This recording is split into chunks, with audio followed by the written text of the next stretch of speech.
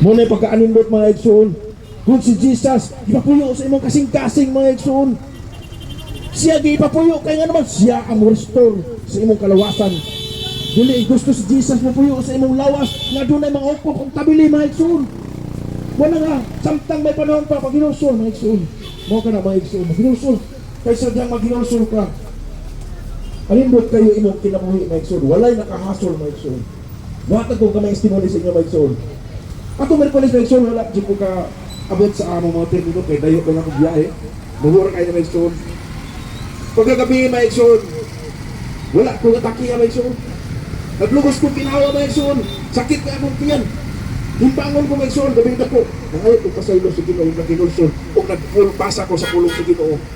Mo ka na mga igsoon, kung si Jesus mo puyo, pag hinulson ni mo, wala dayon, wala kong kinasikas mo pag hinulson. Para ito mga igsoon, buko na kayo nga ako mga igsoon kaya itong pinaghan man gamay ra sa nang ibalay sa ako sa Ginoo. Pero kini, kung imo na itanong mo, kisok kinasi mo kasing-kasi. Ngayon, last mo doon mga igsoon, naging dire sa Isaiah 65, versikulo 1, 1, 2, 3, naging dire, ang Ginoo bingingon, andam ako pagtubag sa mga pag-ampo sa akong katawhan, apan wala sila musangpit kanako. Buko nga ila akong pangitan, apan wala sila mangita kanako, wala pag-ampo kanako. Ang nasod bisan og nag-ingon ako anira.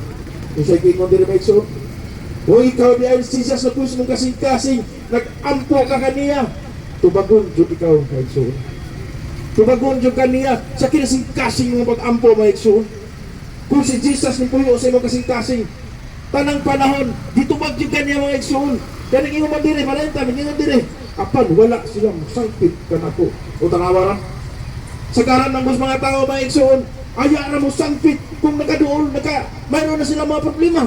Samtang may panahon ka mga igsoon, sampita siya at lang gabi. Kaya ka na ang gusto sa Ginoo na sampiton siya. Kaya dako ka na yung kalipay sa diyang mag-ampo ka buhaton niya. Kung ikaw kasi mag-ampo o nag-ginusol ka.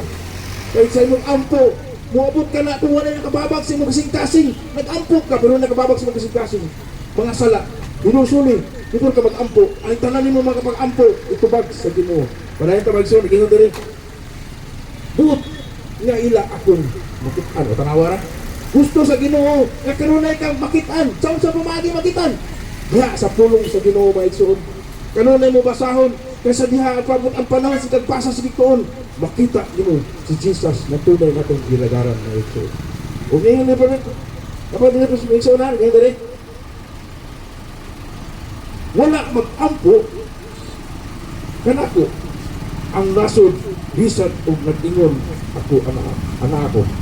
Wa mo ka na maigsoon, bisan na lang pag-ampo maigsoon. May pag-ingon, Lord, aniya ako. Nag-ampo kanimo, nag-istorya kanimo. Tinangihanglan ko. Mo nakakalipay sa Ginoo, ikaw nag-ampo. Batag lakaw mag-ampo.